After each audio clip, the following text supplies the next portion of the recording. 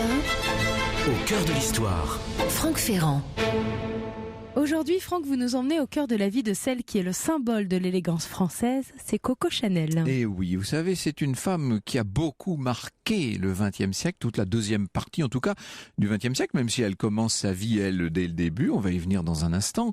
C'est une personne dont j'ai entendu parler énormément parce que j'ai la chance de connaître un certain nombre de celles et de ceux qui l'ont connue, qui l'ont croisée, qui m'ont raconté beaucoup d'anecdotes sur elle, etc. On peut dire qu'elle les a tous marqués d'une certaine façon. Et jusqu'à une époque encore récente, quasiment jusqu'à, j'allais dire presque jusqu'à l'année dernière, j'avais pour ce qui me concerne une grande admiration pour Coco Chanel, je dois bien le dire. Et puis, quand on creuse, vous savez, c'est ça l'histoire. J'ai été amené il y a 2 ans, je crois, à faire une émission sur les artistes pour la télévision.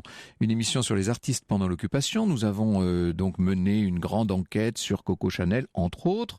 Nous avons vu quel avait été son comportement pendant l'occupation. Nous avons eu accès à des documents incroyables dont je vous parlerai mercredi ou jeudi, selon l'état d'avancement de mon propos. Mercredi, je pense, a priori.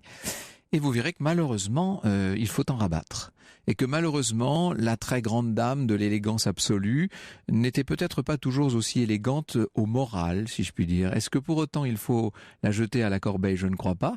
Il faut la prendre telle qu'elle est, Gabrielle. Il faut revivre sa vie de Coco Chanel avec toutes ses lumières et avec aussi sa part d'ombre. Europe 1, au cœur de l'histoire.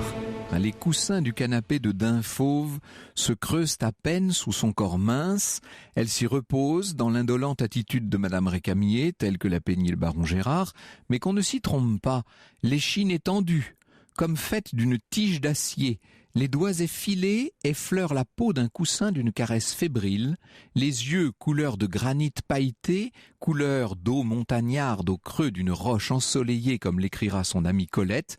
Ses yeux braquent ici et là, leur regard si intense que tout le monde les voit noirs. C'est ce qu'écrivent Gilbert Gimeno et Philippe Berner dans le beau chapitre qu'ils consacrent à la grande mademoiselle de la rue Cambon. Et ils ajoutent « Nul ne sait comme Chanel réussir l'amalgame des gens du monde et des artistes, car elle était aussi, et ne l'oublions pas, une créatrice de société, si je puis dire, et de tout Paris comme de mode. » Ces gens du monde et ces artistes qui, sous sa houlette, deviennent donc le tout Paris. À sa table, le comte et la comtesse Étienne de Beaumont, qui l'ont introduite dans les plus grandes maisons de France, côtoient Picasso, Juan Gris, Diaghilev et ses éphèbes, Cocteau et les siens. Il s'arrête plus de voitures chaque soir devant le palais Lauzun, Faubourg Saint-Honoré où elle réside alors, que devant l'Élysée tout proche. Comme celui du palais présidentiel, bien que moins vaste, son jardin à la française, derrière la demeure, va jusqu'à l'avenue Gabriel. Les célèbres paravents de Coromandel, nous parlerons aussi des lacs de Coromandel d'ici quelque temps. Ces paravents accueillent le visiteur dès l'entrée. Elle les choisit pour cacher les murs peints vert et or, auxquels elle ne peut toucher car la maison a été classée monument historique. La décoration est d'une rigoureuse harmonie blanche, beige et tête de nègre qui sera photographiée pour d'innombrables magazines et deviendra enfin un nouveau classique de la décoration intérieure. Par les hautes fenêtres devant lesquelles se détachent d'immenses sièges Louis XIV tendus de velours blanc, on voit la terrasse et le jet d'eau qu'éclairent des projecteurs. Les fleurs en toute saison sont d'énormes gerbes blanches parmi les meubles et les objets de tous les meilleurs artisans du grand siècle. Oui, vous l'aurez compris, et d'ailleurs, vous le savez, Mademoiselle Chanel, c'est à elle seule tout le chic français. Et ce que je trouve peut-être plus admirable encore, c'est qu'elle ait su le maintenir et le faire rayonner, ce chic français, dans une époque, les années 50, les années 60 encore, où il était singulièrement mis à mal, il faut bien le dire. C'était fini, la belle époque, la grandeur, etc. de la France était déjà presque une chose passée. Elle était là toujours, elle maintenait cela, et le monde entier admirait cette capacité qu'avait Coco Chanel à créer les harmonies et les disharmonies et d'une certaine manière à créer un univers qui lui ressemble. Quand vous voyez un décor de Chanel, c'est comme quand vous voyez un de ces fameux tailleurs ou une robe, bien entendu, de mademoiselle. Vous savez que c'est elle, en quelque sorte. Et cet escalier de la rue Cambon, c'est un peu le pivot autour duquel tournait le style d'une époque. Elle est extraordinaire, on pourrait même dire ordinaire, cette femme qui aura passé sa vie à lutter contre les habitudes et à prendre le contre-pied de tout. Quand on prononce son nom, bien sûr qu'on pense aujourd'hui à la mode, au parfum, au style, à l'élégance parisienne, on a tendance à oublier que dans tous ces domaines, Coco s'est inscrite en rupture avec ce qui se faisait avant elle. Cette femme incarne en vérité une libération des habitudes et des mœurs au cours du XXe siècle. C'est à elle que revient le mérite d'avoir libéré les femmes de siècles de contraintes, de pesanteurs, de convenances vestimentaires. Nous allons revoir tout cela dans le détail, bien entendu. Et je fais le pari qu'à la fin de cette semaine, vous aurez de Madame Chanel, de Mademoiselle, comme on disait, une image bien différente de celle que vous auriez comme ça, a priori, plus ou moins à l'esprit. Au cœur de l'histoire. Elle a révolutionné la mode, elle a libéré les femmes. Nous sommes au cœur du grand destin de Coco Chanel, qui est née à la fin du 19e siècle. Exactement, elle est née en 1883, elle est née à Saumur, dans un milieu extrêmement modeste. Ce qu'il faut vous dire, c'est que la vie de Gabrielle, puisque c'est son vrai prénom, c'est l'histoire d'une réussite comme on en connaît peu. Voilà cette gamine pauvre, fille d'un journalier agricole. On est vraiment tout au bas de l'échelle sociale, et d'une femme de peine. Ils sont devenus forains pour survivre tous les deux. Voilà cette orpheline de mère à 6 ans qui, à 12 ans, se trouve placée dans un orphelinat de Corrèze, à Aubazine. On est dans Zola, vraiment. Eh bien, c'est cette petite fille en détresse qui va devenir plus tard la coqueluche de Deauville et de Biarritz, l'égérie de Stravinsky et de Picasso, l'amie de Diaghilev, de Cocteau, etc. Et la maîtresse d'un cousin du roi d'Angleterre, s'il vous plaît, d'un neveu du tsar, d'un grand poète surréaliste, et surtout cette impératrice de la mode dont vous parliez à l'instant, Anissa, à l'échelle mondiale. S'il fallait aller vite, on pourrait résumer Mademoiselle Chanel à cette ascension tout à fait vertigineuse. Alors heureusement, puisque nous avons, nous, une semaine entière, on va pouvoir aller un peu plus dans le détail, on va creuser un petit peu plus la question pour aller voir tout ce qui peut se cacher derrière cette fulgurante carrière et derrière cette ascension assez vertigineuse. C'est en 1900. En 1900, puisqu'elle est née en 1883, ça veut dire qu'elle a 17 ans. C'est alors qu'elle a 17 ans que le destin de Gabrielle l'entraîne hors des voies tracées. Elle est souvent avec sa jeune tante, qui a 2 ou 3 ans de plus qu'elle seulement, qui l'a employée dans son très modeste atelier de couture. N'oubliez pas qu'à l'époque, il n'y a pas de prêt-à-porter, ça n'existe pas. Donc, les dames font faire toutes leurs robes, etc., chez des couturières. On passe beaucoup de temps chez les couturières. D'ailleurs, c'est le dernier endroit où l'on se retrouve, où l'on cause, etc., bien sûr. Et les couturières ont un rôle central dans la population. Ce qui fait qu'évidemment, dès que vous avez une bonne vue et des doigts pas trop malhabiles, eh bien vous avez tendance à être couturière, forcément. Et là, nous sommes dans le Bourbonnais, à Moulins, une ville de garnison. Dans cette ville de garnison, il y a des chasseurs à cheval. Et donc, bien entendu, ces deux petites jeunes filles, l'une de 20 ans, l'autre de 17 ans. Elles ont beau être la tante et la nièce, peu importe, on a l'impression que ce sont deux sœurs. Elles ont un succès fou, on a tendance à siffler un peu sur leur passage. Succès de coquetterie, comme on dit. Si l'on peut dire une chose de Gabrielle dès cette époque, c'est qu'elle est prête à tout pour s'en sortir.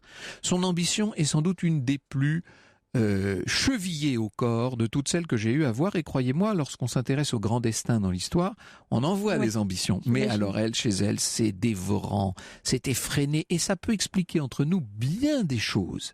Avec ce pouvoir de conviction irrésistible qui la caractérisera toute sa vie, elle entraîne sa jeune tante sur la scène de la Rotonde. Oh, la Rotonde, on est à Moulins, hein. C'est une espèce de petit café-concert, un café-concert local où l'on vient pour se reposer, pour danser un peu, pour s'amuser, tout simplement. On est à la belle époque. Les deux jeunes femmes chantent pendant les entr'actes, on appelle ça des poseuses dans les cafés-concerts, et c'est surtout, disons-le, Gabrielle qui déclenche l'enthousiasme. Elle a pris l'habitude de chanter des rengaines à la mode, et il y en a deux notamment qui ont un succès fou. L'une, c'est Cocorico, ça s'invente pas, et puis l'autre, elle chante Qui a vu Coco dans le Trocadéro? Alors, je vous le chanterai pas, moi, mais vous imaginez, vous voyez le genre de chanson, bon, avec bien l'accent comme il faut. Et le public trouve ça formidable. Et on la bisse et on crie Coco, Coco. Et voilà. Tout s'explique. Elle a trouvé déjà son surnom. Désormais, elle sera Coco. Alors, on va pas rester à Moulins, quand même. De Moulins, on s'en va à Vichy. C'est déjà un cran au-dessus, bien entendu. Et alors, à Vichy, là, c'est plus la ville de garnison, c'est la ville d'eau. Ville très élégante, où l'on voit des gens vraiment bien se promener. Le but de Coco, puisque maintenant on va l'appeler comme ça, c'est de se faire remarquer, vous l'imaginez bien, de se faire remarquer si possible d'un monsieur pas trop mal. Et c'est ce qui va se passer. Un jeune cavalier, le maréchal des logis Étienne Balsan, remarque cette jeune femme avec son regard tellement particulier, avec ce port de tête aussi. Elle a tellement de classe, tellement de chien, si je puis dire, cette toute jeune fille. Il la remarque, Étienne Balsan. Or, il est un riche héritier, c'est exactement ce qu'il lui fallait à elle. Il vient d'acheter une belle propriété près de Chantilly. La propriété s'appelle Royalieu, on est en forêt de Compiègne donc. Et là, régulièrement, Balsan réunit tout un petit groupe d'amis très chics, des gens de Paris, des gens très mondains, qui partagent une passion pour l'équitation qui, ne l'oublions pas, est quand même la grande affaire de cette époque. On l'a oublié, ça. C'est curieux. Aujourd'hui, quand on parle de la belle époque, on a tendance à penser aux aéroplanes, vous savez, et puis au début du cinéma, et puis aux premières automobiles. On oublie quand même que, qu'on le veuille ou non, le moyen de transport de l'époque, ça reste le cheval, et que c'est la grande époque de l'équitation. Donc on vient à Royalieu pour faire du cheval. Bien sûr que Gabrielle va vite devenir un peu l'égérie des lieux. Elle est arrivée très modestement, hein. Elle est arrivée dans son petit wagon de 3e classe, vous imaginez, avec sa valise en carton, sans mauvais jeu de mots, parce que c'est vraiment ça. Elle est entrée par la porte de service, si je puis dire, mais très vite, elle va se révéler aux yeux de tous les convives tellement franche et si charmante et si inattendue. Elle est pleine d'une classe qui cadre assez mal avec les origines fort modestes dont je vous ai parlé, mais comme vous voyez comme quoi, de même que l'intelligence, la classe n'est pas une affaire de milieu social, c'est peut-être aussi une affaire de nature et d'ambition et de volonté. Toujours est-il que Coco fait bientôt la conquête de cette petite société. Or, on aime faire du cheval, mais on est aussi, ne l'oublions pas, à l'époque des cocottes, des demi-mondaines. Pensez à Liane de Pougy, à la belle Otero, Émilienne d'Alençon, etc. Or, tout ce monde-là, et notamment Émilienne d'Alençon, se retrouve régulièrement à Royalieu. Et la petite Coco, comme on l'appelle à présent, va devenir, à sa façon, plus ou moins une femme entretenue. Je dis plus ou moins parce qu'elle ne joue pas vraiment le jeu. Il n'empêche, elle est une irrégulière, pour reprendre le titre de sa biographie par Edmond Charleroux. Tout était mis en commun, dira Gabrielle, le cœur, l'argent, les maîtresses. On avait la curiosité du plaisir et le goût du risque. Europe 1, au cœur de l'histoire. Revient dans un instant. Europe 1, 14h, 15h. Au cœur de l'histoire. Franck Ferrand. Nous sommes au cœur du grand destin de Coco Chanel et on vient de le voir, Franck. Coco vit maintenant avec Étienne Balsan. Et oui, et cette jeune femme très mince, très brune, au visage émacié, au trait vif, qui fascine les invités, s'adapte très bien, c'est le moins qu'on puisse dire. La vie lui paraît délicieuse auprès d'Étienne Balsan. Néanmoins, elle est sans doute trop fière et trop indépendante pour envisager de se contenter de cette situation par ailleurs très agréable. Gabrielle veut absolument voler de ses propres ailes, ce qui à l'époque et dans sa position revient à faire preuve d'une originalité hors du commun. Évidemment, elle ne connaît pas grand-chose de la vie et elle ne sait pas faire énormément de choses en dehors de la couture. Elle réclame un modeste atelier de modiste. Elle a toujours eu la passion des chapeaux, des coiffures, etc. Elle va avoir son atelier très bien placé, avenue Gabriel, et puis bientôt l'atelier des ménages rue Cambon, ça y est, nous y sommes. Et à partir de 1913, on voit Gabrielle, Coco comme tout le monde l'appelle déjà à l'époque, on la voit ouvrir une boutique de mode à Deauville. C'est exactement ce qu'il lui fallait, Deauville. Tout lui plaît là-bas. Il y a le cheval sur la plage, vous imaginez, il y a la mer bien sûr, et puis cette société extrêmement élégante, en même temps assez jeune, et qui adopte les modes vestimentaires à l'anglaise. l'aise à Deauville, bien entendu.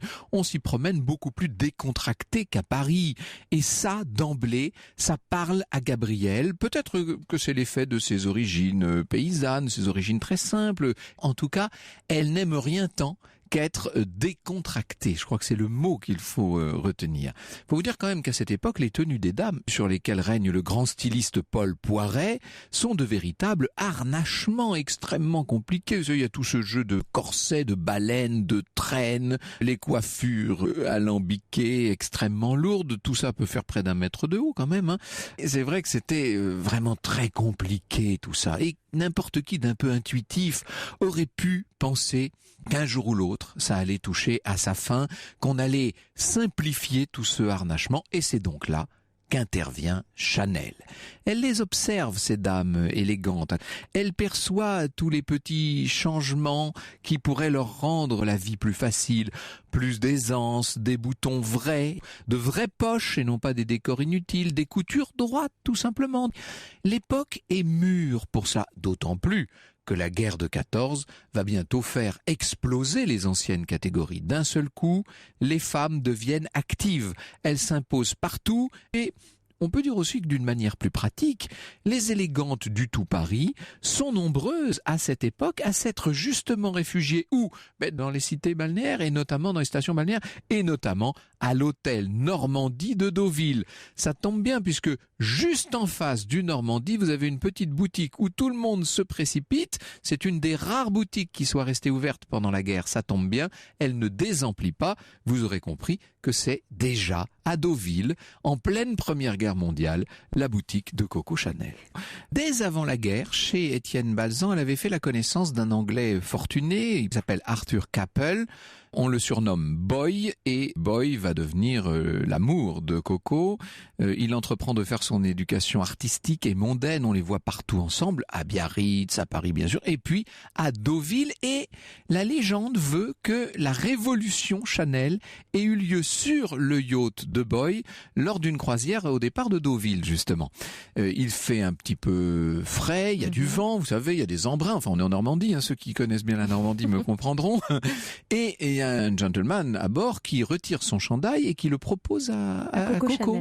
Elle le met sur ses épaules et là elle dit mais c'est une merveille, elle adore le côté un peu robuste de ce vêtement, évidemment qui n'a pas été conçu pour une femme. Ça lui plaît énormément et elle voit surtout dans le regard des hommes qui sont à bord, elle voit une espèce de trouble. C'est vrai qu'elle est ravissante, elle a peut-être jamais été aussi belle de sa vie, mais là en plus dans ce costume masculin, ça lui donne un côté androgyne évidemment qui a quelque chose d'un petit peu particulier. Et dès qu'ils arrivent au port de Deauville, elle dit « Et si nous allions prendre un verre au bar du Soleil ?» Autrement dit, elle va se faire voir comme ça sur les planches. Ça a un succès phénoménal. Toutes les femmes veulent en faire autant. Le lendemain, sur les planches à Deauville, on ne voit que des femmes qui portent des vestes et des chandails d'hommes. Donc vous voyez, la mode a mis 24 heures à se faire. Et là, Coco se dit qu'elle a trouvé quelque chose. Et je cite d'ailleurs Gilbert Gimino, sortant de cette croisière, la mode était faite. Et bien maintenant, dit-elle, puisque c'était des chandails que voulaient ces dames, maintenant il n'y a plus qu'à tricoter. Sitôt la paix revenue au lendemain de cette Première Guerre mondiale, Chanel va donc lancer une mode radicalement nouvelle, mode qui rencontre tout de suite l'adhésion de toute une partie de la gent féminine. Elle va même plus loin puisque Coco Chanel va avoir cette idée incroyable d'emprunter un certain nombre d'accessoires de mode aux tenues des employés, des ouvrières, des domestiques même. Prenez les petits cols blancs, vous savez les cols Chanel, c'est exactement les cols que portaient les bonnes autrefois sur leur petite robe noire. Le côté bleu marine et blanc, c'était la tenue qu'elle avait elle-même à l'orphelinat, etc. Vous voyez, elle va faire entrer dans le grand monde, si je puis dire, et dans la haute mode des codes, des habitudes, un style qui jusqu'alors était réservé aux petites gens. Ce changement de style, du reste, ne va pas se limiter aux vêtements. Pour fêter ses premiers 200 000 francs de bénéfices, elle décide de se couper les cheveux. Et elle le fait savoir, bien entendu. On ne parle que de ça à Paris. La physionomie qui désormais sera la sienne va faire le tour non seulement de la France, mais de l'Europe, mais du monde entier. Elle est en train de changer la façon de se présenter, tout simplement. C'est elle aussi qui, la première, va se laisser brunir tenir le visage au soleil. À l'époque, ça ne se faisait pas, fallait être très très blanche, vous savez. Eh bien, là encore, elle va créer la mode et dès la saison suivante, on verra toutes les Parisiennes un peu aisées qui voudront avoir justement le teint hâlé. Je finirai, comme j'ai commencé, par Edmond de Charleroux, qui nous dit « Elle a changé la vie des femmes. Les autres l'ont embellie. Chanel a installé les femmes dans le XXe, sinon même dans le XXIe siècle. Les femmes ne sont plus esclaves de leurs robes. Elles ont dominé la mode à travers la tenue suggérée par Mademoiselle Chanel. Dans sa manière d'être, elle était une novatrice et, nous dit Edmond de Charleroux, novatrice, je crois que le mot se suffit à lui-même. Europe 1, au cœur de l'histoire. Revient dans un instant. Europe 1, au cœur de l'histoire. La suite du grand destin consacré à Coco Chanel, une modiste à contre-courant qui a libéré les femmes et dont la boutique de Deauville ne désemplit pas. Et celle de Paris non plus, bien entendu. La rue Cambon va bientôt devenir une sorte d'épicentre de l'élégance, non seulement parisienne, mais on peut dire européenne. Ce qui est fascinant avec Coco Chanel, c'est qu'en plus, elle révolutionne la mode et elle libère les femmes au moment même où les grands médias commencent à exister. Il y a les grandes revues, vous savez, notamment les grandes revues de mode américaines, qui vont faire sa célébrité, qui vont faire sa gloire. L'argent coule à flot rue Cambon, ce qui permet d'acheter quelques paravents de Coromandel. En 1922, elle pense qu'elle a toute la vie devant elle. Et voilà que Boy, Arthur Capel, son amour, se tue dans un accident de voiture. Ce qui, somme toute, est une manière très moderne de mourir. Pour elle, c'est épouvantable. C'est comme si d'un seul coup, la construction magnifique qu'elle avait réussi à mettre sur pied s'effondrait. Elle veut tout abandonner. Elle va s'installer sur la Côte d'Azur. Elle pense vraiment à tout laisser tomber. Et puis, c'est en visite en Grâce, elle se passionne pour les recherches sur le parfum et notamment, elle côtoie un grand nez qui travaille pour François Coty, le grand fabricant de parfums. Toujours cette modernité puisque, là encore, au lieu de s'intéresser uniquement aux parfums végétaux, naturels, aux parfums tirés directement de l'essence des plantes, ce qui est la noblesse du métier, eh bien Coco Chanel tout de suite s'intéresse aux aldéhydes synthétiques. Elle a compris qu'il y avait là sans doute de nouvelles possibilités. Vous voyez, c'est quand même assez étonnant. Alors elle veut faire son propre parfum. Un essai, 2 essais, 3 essais. Ça commence à devenir très bien. 4, on y est presque. Allez, un 5e essai. Cette fois, c'est bon. On va lui demander comment elle veut appeler ce parfum. Numéro 5 Numéro 5, c'est l'essai numéro 5, tout simplement. Il y avait une petite étiquette sur l'échantillon avec écrit numéro 5. Elle dit c'est un très bon nom. Et comment est-ce qu'on va le conditionner? La bouteille la plus simple possible. Puisque tous les parfumeurs font des bouteilles très complexes, très alambiquées, elle va faire une bouteille toute carrée, toute simple. Après tout, pourquoi se compliquer la vie? Ce numéro 5, c'est un peu son chiffre fétiche qu'on retrouve à bien des égards dans tout le cours de sa vie. 2 ans après l'invention du numéro 5, du parfum, devant l'explosion de la branche parfumerie du commerce de Coco Chanel, elle va décider de la revendre à Pierre Wertheimer. Elle touchera, elle, bien sûr, des royalties, mais elle ne s'occupe plus directement du parfum. Tout ce que touche Gabrielle se transforme littéralement en or. Par exemple, elle estime qu'il est grand temps d'harmoniser les bijoux avec la toilette du jour. Nous, ça nous paraît très évident. Vous, ça vous paraît naturel, ça, évidemment, Anissa. Mais dites-vous que autrefois, on avait des bijoux qui souvent étaient d'ailleurs des bijoux de famille, et quelle que soit la toilette qu'on portait, c'était les mêmes bijoux. Bien entendu, on ressortait les bijoux. Alors qu'elle se dit, mais puisqu'on change de toilette, de chapeau, de chaussures, pourquoi est-ce qu'on change pas de bijoux? Mais ça suppose l'invention d'une bijouterie fantaisie qui n'existait pas, bien entendu. Elle va s'y employer. Elle confiera d'ailleurs au comte Étienne de Beaumont le soin de dessiner la plupart des modèles. Et aussitôt, c'est un succès, mais phénoménal. On se dit, mais est-ce qu'un jour elle va connaître un échec? C'est assez extraordinaire. Et que fait Chanel avec le produit de ses nouvelles ventes? Eh bien, elle s'achète des vrais bijoux, par contre, bien sûr. Oui. Elle achète notamment, en 1922, un collier de perles estimé à 20 millions de francs de l'époque. Vous imaginez, c'est complètement fou. Et évidemment, ça c'est tout le chic de Chanel. Au lieu de porter ça sur des brocards très riches, non, elle le porte tout simple sur un pull en cachemire noir, vous voyez. Comme ça, on voit que ça, ce collier est complètement fabuleux. Désormais, Mademoiselle Chanel est devenue la reine des années folles. On peut dire que son style tellement libre, tellement facile, tout en restant très chic et très racé. Et ce style s'accorde merveilleusement au style de l'époque. Vous savez, c'est ce qu'on va bientôt appeler 1925, l'exposition des arts décoratifs à Paris, le style art déco, grande période de création dans tous les domaines du luxe. Et le style de Chanel, ça tombe bien, si je puis dire, se colle littéralement sur ce style art déco. Ça va parfaitement. Tout ce qu'elle fabrique, tous ces modèles s'arrachent littéralement. On peut dire que la petite Coco de Moulins et de Vichy est déjà loin. Quant à la pauvre Gabrielle d'Aubazine, rappelez-vous, eh bien, elle est carrément rentrée dans des oubliettes d'où on l'a pris de ne plus sortir. Quand je dis on l'a pris, c'est Mademoiselle Chanel elle-même. Parce que pour faire plus chic, Chanel va s'inventer toutes sortes d'anecdotes enfantines qui lui inventent une jeunesse très dorée d'une certaine manière.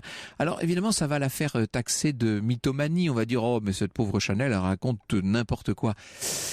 Elle a surtout compris, elle, qu'il était nécessaire, venant d'où elle venait, de dissimuler en partie sa basse extraction dans cette espèce de grand monde dont elle est devenue carrément l'égérie. Quand je vous dis qu'elle en est devenue l'égérie, dites-vous que son amant du moment n'est autre qu'un des hommes les plus riches, les plus titrés, les plus brillants du royaume d'Angleterre, puisque c'est en personne le duc de Westminster.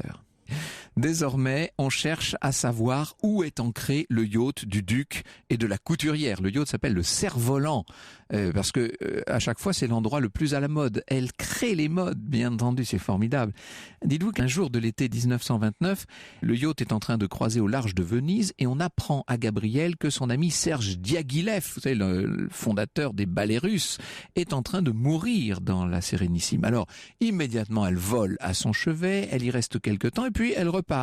Le bateau reprend le large et là, elle n'a pas voulu se l'avouer sur le coup, mais en parlant avec lui, etc., elle a compris. Elle a un pressentiment. Elle fait faire demi-tour au cerf-volant et quand elle arrive à Venise, elle apprend que le grand chorégraphe est mort juste à l'aube, le matin même, et elle va prendre à sa charge tous les frais d'obsèques, car en dépit de cette espèce de légende noire et tenace qui voudrait faire d'elle la femme la plus avare qui soit, Gabrielle, il faut le dire, était généreuse dès lors qu'il s'agissait d'aider, de soulager, dès qu'il s'agissait d'encourager aussi un certain nombre d'amis talentueux, parce que elle aura été incontestablement l'un des grands mécènes de sa génération. Des gens aussi variés, divers que Jean Cocteau, Raymond Radiguet, Pablo Picasso, Igor Stravinsky, Louise de Villemorin, évidemment, vont bénéficier, parfois jusqu'à l'abus, pour certains d'entre eux que je ne soulignerai pas, de la générosité, de la prodigalité de Coco Chanel dès lors qu'elle sent qu'il y a du talent. Comme si elle voulait rendre un peu de cette confiance et de ce soutien que ses propres amis, rappelez-vous, ses riches amis de Royalieu, lui avaient offert lorsqu'elle était toute jeune. La seule exception peut-être, ce sera le poète Pierre Reverdy, pour lequel elle éprouve une grande passion, mais lui ne lui permet pas de le secourir autant qu'elle l'aurait voulu. Sans doute une question de fierté, sans doute une question aussi de méfiance de la part du grand poète surréaliste à l'égard de l'argent.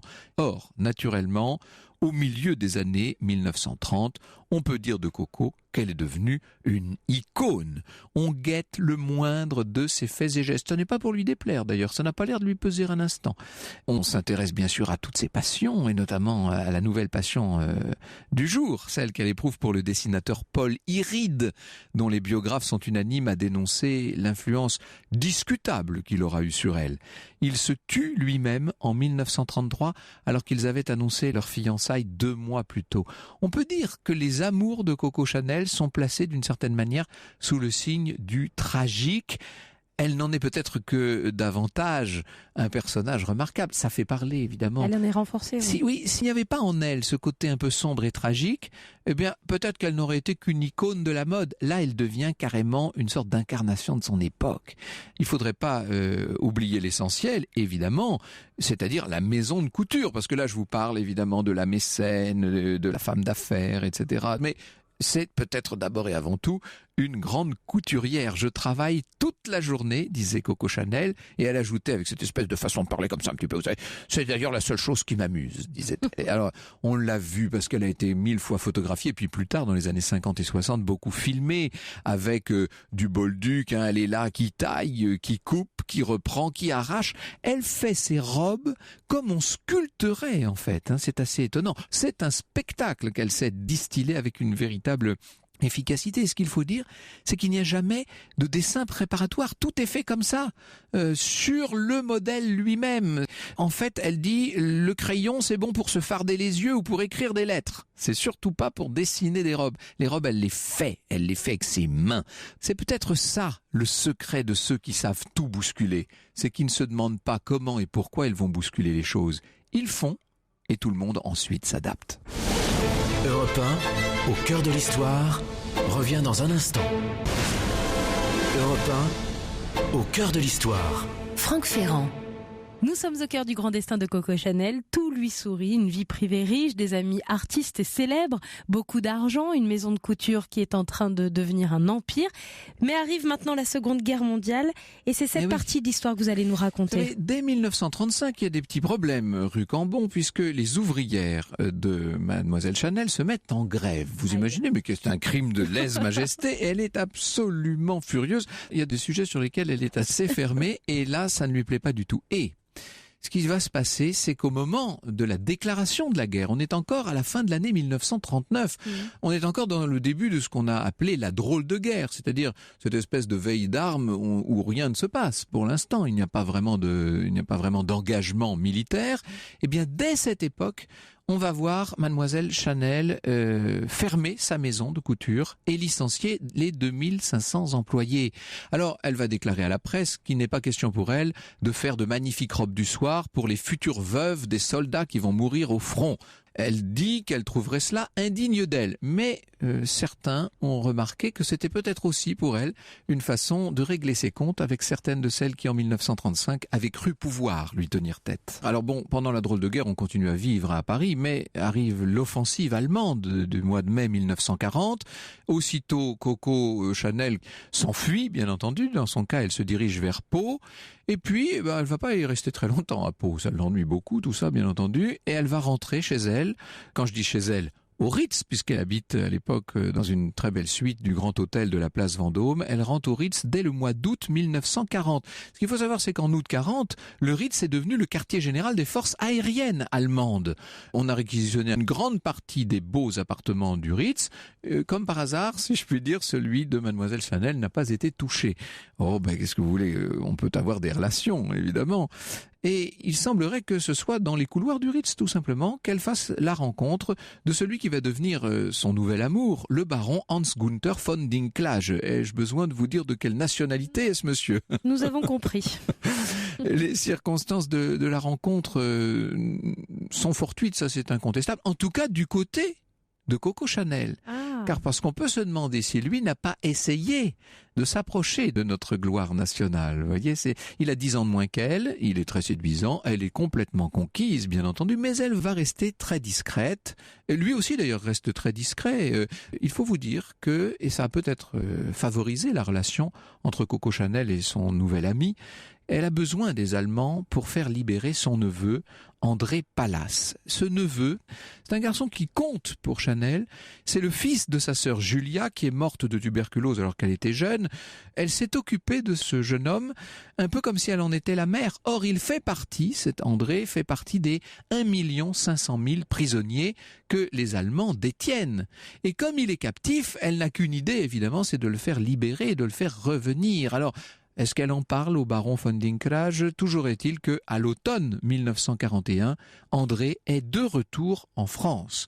Donc vous voyez, elle garde sa suite au Ritz, son neveu est libéré. On peut imaginer que Mademoiselle Chanel entretient avec l'occupant des relations tout à fait cordiales. Et ça va prendre un tour nettement plus déplaisant lorsqu'il est question d'affaires. Je vous ai parlé des Wertheimer, vous savez, des frères Wertheimer, qui, depuis le début, gèrent pour elle le fameux parfum. Ils sont les propriétaires de la marque bourgeoise, ce sont des industriels juifs. Ils vont faire de numéro 5 un succès planétaire.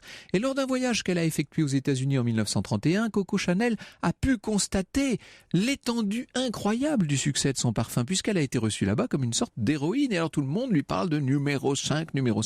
Et elle s'est dit, mon Dieu, j'aurais peut-être dû en conserver la propriété plutôt. Vous savez qu'elle n'a que des royalties. Elle avait laissé 90% de la société à Pierre Wertheimer et à son frère. Ça fait 10 ans qu'elle se dit qu'elle a été spoliée d'une certaine manière. En tout cas, c'est comme ça qu'elle analyse les choses. Et elle va vouloir utiliser les fameuses lois d'arianisation, la loi d'octobre 40 en Allemagne et qui est reprise par le gouvernement de Vichy en juillet 41. Elle va vouloir utiliser cette loi d'arianisation pour essayer de déposséder les Wertheimer de la propriété du parfum. C'est assez terrible à dire, mais c'est comme ça. Sauf, et ça va être terrible pour elle, sauf que les Wertheimer ont vu le vent venir et qu'avant que les lois ne soient prises, ils ont juste eu le temps de vendre l'entreprise à un certain monsieur Amiot, qui est un Normand tout à fait arien. Et lorsque Gabrielle Chanel arrive pour récupérer ce qu'elle considère comme son bien, on lui dit « Ah mais ça n'est plus au Wertheimer, non, ça appartient à monsieur Amiot ». Alors là, elle est d'une colère, d'une rage froide, mais néanmoins terrible. Au cœur de l'histoire. Lorsque nous avons fait cette enquête pour la télévision, toujours, moi j'ai fait des découvertes à ce moment-là incroyables. Je croyais bien connaître Coco Chanel et je suis allé de surprise en déception au cours de cette émission. À l'hiver 1943, on retrouve Gabrielle Chanel en train vers Madrid. Alors, après tout, pourquoi va-t-elle à Madrid? On peut imaginer que pour ses affaires, parce que ses affaires ont repris entre-temps, j'ai pas eu le temps de vous le dire. Et en vérité, on se rend compte qu'elle est en Espagne pour le compte des Allemands. C'est assez incroyable, mais les Allemands l'ont repéré, je vous l'avais dit. Il semblerait que Günther von Dinklage se soit rapproché d'elle probablement à dessein, parce que lui, pour le coup, est un agent alors très efficace d'espionnage, et il espionne depuis très longtemps pour le compte de l'Allemagne nazie, depuis bien avant la guerre, entre parenthèses, et on se rend compte que cette expédition Chanel en Espagne est entièrement pilotée depuis Paris et même depuis Berlin, et qu'il s'agit de préparer une éventuelle paix séparée entre l'Allemagne et l'Angleterre. Vous savez, c'est cette période très particulière où les Allemands voudraient proposer aux Britanniques une paix séparée, parce qu'ils sont dans une position qui devient de plus en plus inconfortable. Et alors Coco Chanel, avec une naïveté entre parenthèses invraisemblable, c'est vrai qu'elle a été la maîtresse du duc de Westminster, qui est un cousin du roi, un ami de Winston Churchill, mais elle est aussi très amie de Sir Samuel Hoare, qui est devenu pendant la guerre l'ambassadeur britannique à Madrid. Bref, elle a de très grandes relations à Londres, et elle va donc se croire investie d'une sorte de mission de paix. C'est assez incroyable. Et elle se dit que, après tout, elle pourrait peut-être, elle toute seule, inciter Churchill et son cabinet à changer d'avis. Évidemment, tout ça est complètement aberrant, vous l'imaginez, mais elle l'a cru incontestablement. Or, nous nous sommes demandé, bien entendu, à l'époque où j'ai fait cette émission, si elle était en mission officielle ou si on avait utilisé simplement ces relations à son insu. Mais ce qui est terrible, c'est que le service historique de la défense possède sur Coco Chanel une fiche terrible qui est la fiche d'identification à l'Abwehr, le service de renseignement allemand. Et l'on estime, enfin on apprend en lisant cette fiche qu'elle a été recrutée officiellement en 1941.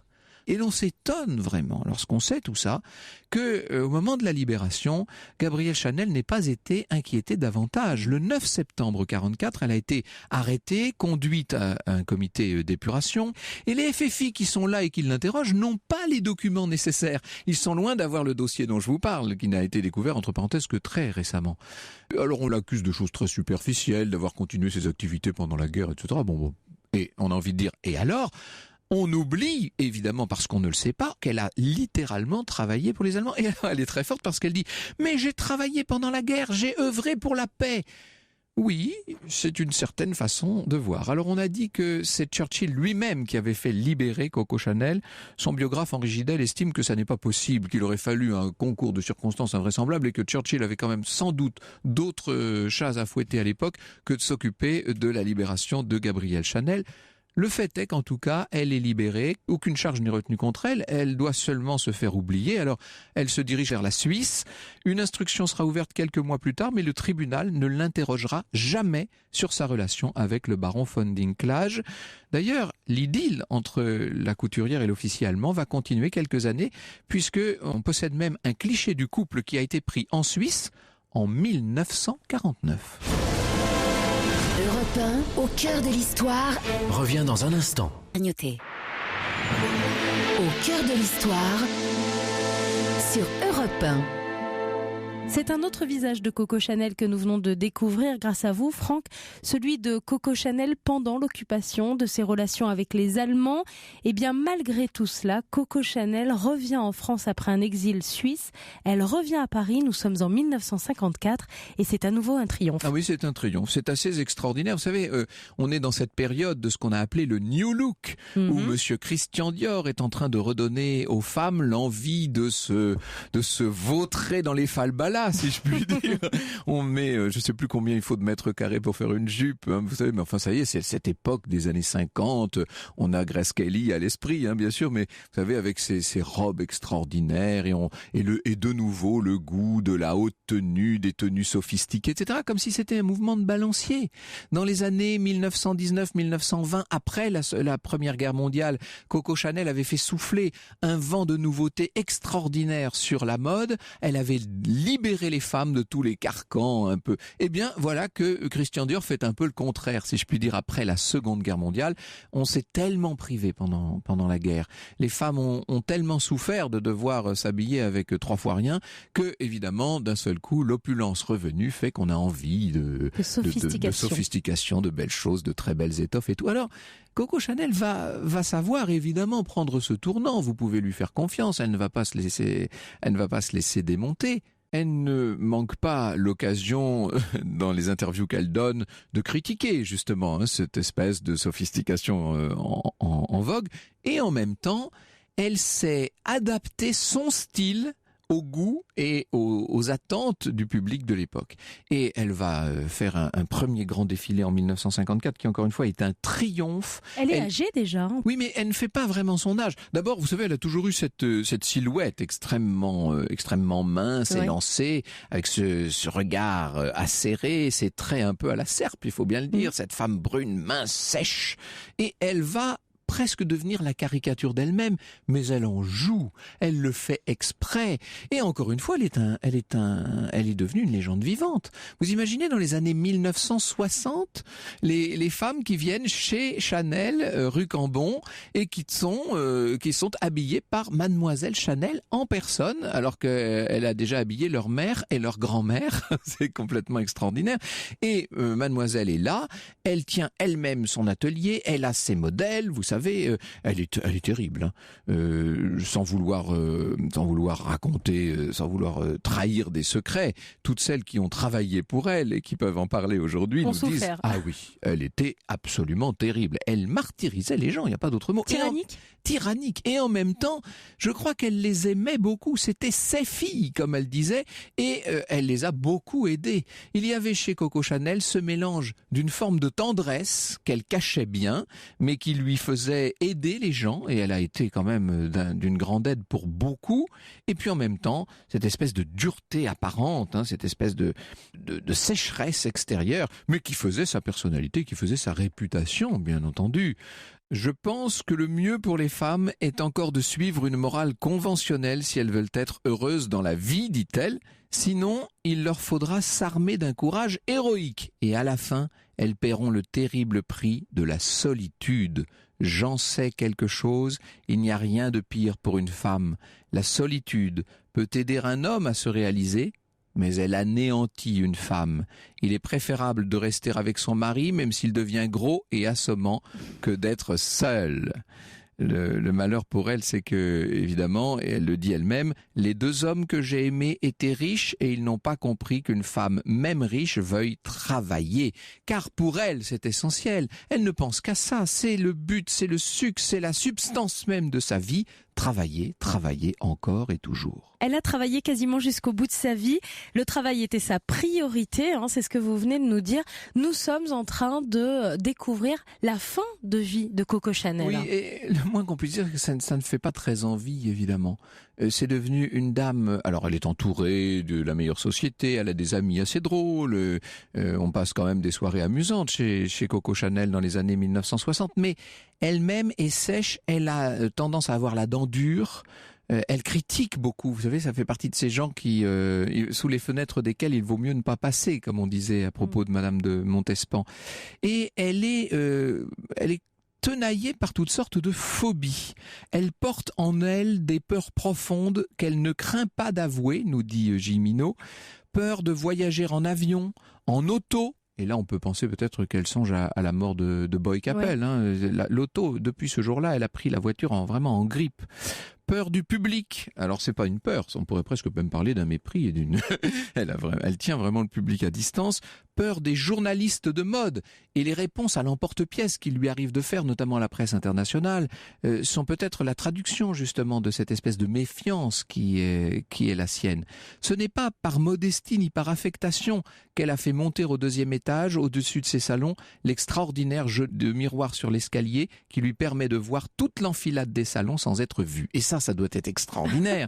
C'est-à-dire que vous arrivez dans la boutique de la rue Cambon, vous ne la voyez pas elle, mais vous savez qu'elle vous voit et vous observe probablement. Et d'ailleurs, un certain nombre de clientes en ont fait l'expérience. Vous étiez en train d'essayer quelque chose et d'un seul coup, elle surgissait. Ça pouvait pas être par hasard. Ouais, et quand elle surgit, c'est toujours avec le bolduc, avec les ciseaux, bien entendu. Et elle continue comme une sorte de sculpteur. Elle continue à façonner elle-même les tenues de ses clientes sur la cliente elle-même. Ça, c'est assez extraordinaire. Il y a une peur qui, chez elle, est sans doute l'écho des souffrances de cette enfance où elle a été tellement abandonnée, des souffrances de cette jeunesse où elle était sur un fil, des souffrances de l'âge mûr où vous avez vu à quel point il lui a fallu faire des choix, et des choix parfois très mauvais et terribles, nous l'avons vu hier. Je pense que Coco Chanel était une femme profondément inquiète, et que cette inquiétude se traduisait dans son comportement. Elles expliquent ces peurs, nous dit Edmond de Charleroux, elles s'expliquent un tempérament conservateur, un peu poujadiste, qu'on trouve dans des milieux parfois très modestes, dit-elle. C'est peut-être l'héritage de quelques vieux paysans cévenols, assis sur 3 malheureuses pièces d'or, voyant le mal et la révolution partout. Et Coco Chanel, vous savez, c'était devenu son obsession. À la fin, elle pensait que la révolution était une question de minutes. Et en mai 68, elle est révulsée par ce qui se passe. Inutile de vous dire qu'elle n'accompagne pas du tout le mouvement, là. C'est possiblement aussi, nous dit Edmond de Charleroux, l'influence des hommes avec lesquels elle vivait. Ils étaient quelquefois fabuleux, comme le poète Reverdy, ou bien répréhensibles au maximum, comme Paul Iribe. C'est lui qui l'a poussée vers l'esprit de collaboration, disait Edmond de Charleroux. Elle l'a payé très cher par un exil de 10 ans, pas tout à fait 10 ans, 8 ans. Est-ce que c'est Iribe qui l'a emmené dans la collaboration? Ça, moi, je n'irai pas jusque-là. Toujours est-il que Coco Chanel, à la fin, est devenu une sorte de mythe dont on peinerait presque à dire qu'il est vivant. Vous savez, ça fait partie de ces gens qu'on voit sans penser même qu'ils existent encore. Dans les années 68, 69, 70, lorsqu'elle est au théâtre, par exemple, on murmure, on chuchote autour, on se la montre du doigt, c'est Coco Chanel. Alors d'un côté, on est très content de voir ce personnage sorti d'un autre siècle, et puis en même temps, ou en tout cas du début du même siècle, et puis en même temps, il y a quand même toutes sortes de bruits qui ont couru sur elle. Il y a la réprobation sourde d'une part du public qu'elle ressent et qu'elle va en quelque sorte essayer de conjurer en se montrant plus dure peut-être qu'elle n'était véritablement. Elle va régner sur la rue Cambon et d'une façon plus générale sur la mode jusqu'à son dernier jour qui survient le 11 janvier 1971. Vous imaginez quand vous pensez qu'elle était déjà une modiste connue 60 ans plus tôt. 6 décennies de règne sur la mode, sur le chic, sur le style, sur les femmes et peut-être d'une certaine manière sur un art de vivre.